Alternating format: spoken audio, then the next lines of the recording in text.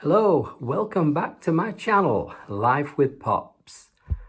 I wanted to talk to you this morning about one of my favourite heroes, Crazy Horse.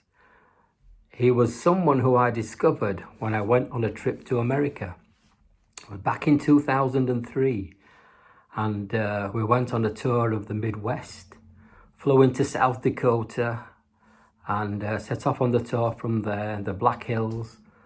And we toured all around. We did the usual tourist spots. We went to the Grand Canyon. We went to Monument Valley.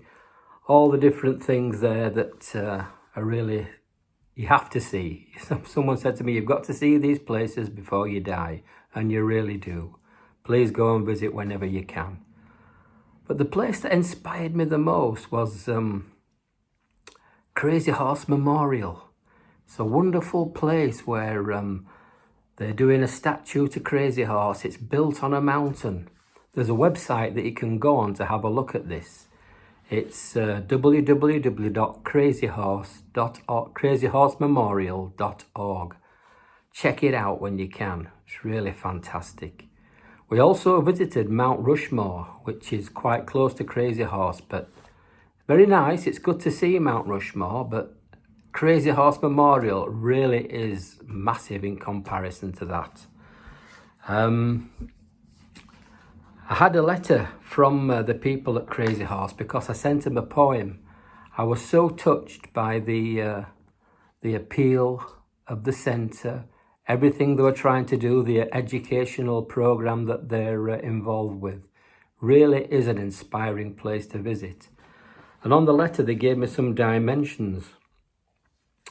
And it says on this letter, visitors are enthusiastic about the visible progress on the horse's head, with the upper 11 stories of the head now blocked out. The 219-foot-high horse's head will be 22 stories tall. The face of Crazy Horse is almost 9 stories tall. Fantastic, it's a wonderful monument. When you look at the thumbnail on this video, you'll see Crazy Horse is pointing the way. And then they're going to do the statue of him still pointing with Crazy Horse and sculpture out his horse underneath him. It will be a fantastic thing. I was so inspired by this monument to Crazy Horse. I wrote a poem and I sent it to the memorial when I got back. So the poem goes like this. Rejoice, ancient spirits, Crazy Horse carved in stone. Korshak's dream realized, sacred spirit lead us home. Courageous, respected Sioux warrior and Sioux brave, patriot, loyal hero, remains defiant from the grave.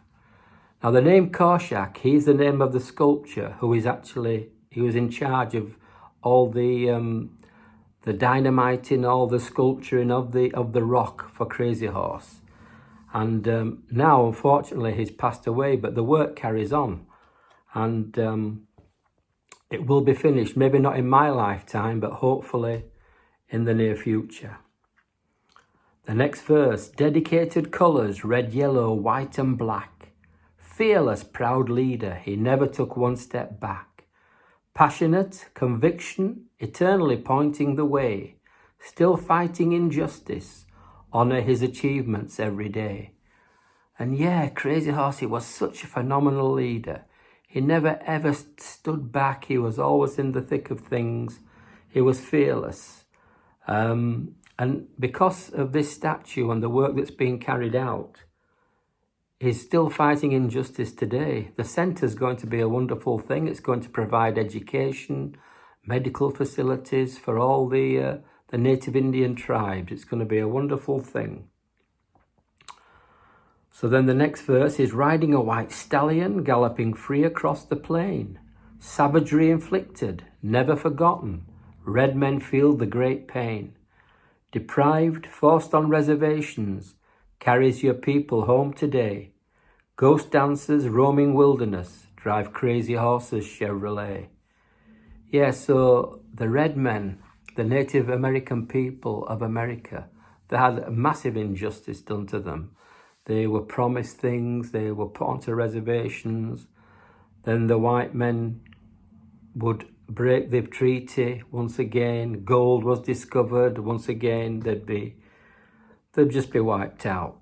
So it's a really sad thing, but we have to look forward, and we have to look forward with Crazy Horse. Next verse. Big sky, infinite horizon. Tribes depend on Mother Earth. Mountain spirit, carrying dreams, protect human beings of worth. Stealing Dakota's black hills, forefathers' guilt I cannot explain. Preservation of our homelands, to die in battle, they did not refrain.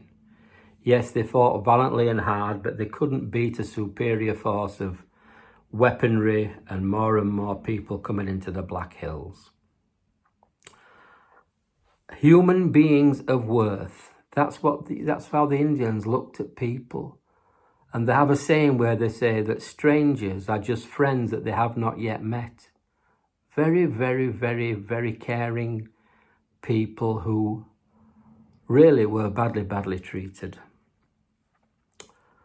Ravines, canyons, prairies, abundant space across this land. Buffalo slaughtered for sport, blood on the white man's hand. Silhouettes of wandering Indians, caught against a deep red sky. Nations gather behind Crazy Horse. Spirits scream, why, oh why? Yeah, like I said earlier, that kind of lifestyle couldn't carry on, wandering the plains, killing buffalo and things, but the white man hastened the end of that lifestyle when they just went out, and I'm sure you've seen the pictures on the American prairies where the hunters just slaughtered herds of buffalo just for sport. They'd kill thousands in a daytime. That was what the Indians relied on for the food, the clothing, and it was a real shame. It just hastened the end of their way of life. Soldiers dispossessed the Native Americans. Greedy schemers, settlers whine. Crazy Horse never signed treaties, but was betrayed time after time. Captured, then stabbed from behind, never photographed and never surrendered. A noble being we gaze in awe. Your people, your home, you truly defended. Yeah, Crazy Horse. He was truly an inspiration. He wouldn't ever sign an official treaty because he knew from past experience the white man would break that treaty. When he was captured, he was lured into a fort, and when he realised that he wasn't going to be listened to and they took him off to put him in jail, he tried to escape, and a soldier stabbed him in the back and he died from his wounds. But he never ever took one step back. He always put his people first, and he never ever bowed down to the white man. A real leader that you can all look up to, because put yourself in that position. If you were fighting for your homeland, how would you like being dispossessed and thrown out and put on a reservation that's, out in the wilderness that's no good to anybody? Just put yourself in that position. And then final verse. Crazy Horse, he sneers. Tell us where now are your lands? Over there where my dead lie buried, my brave war bands. Humans perish, but heroes live on. Future generations he will sustain. Crazy Horse Memorial proclaims freedom. Patriot forever you remain. So that concluded my poem that I wrote there, and I sent that one to the Crazy Horse Memorial.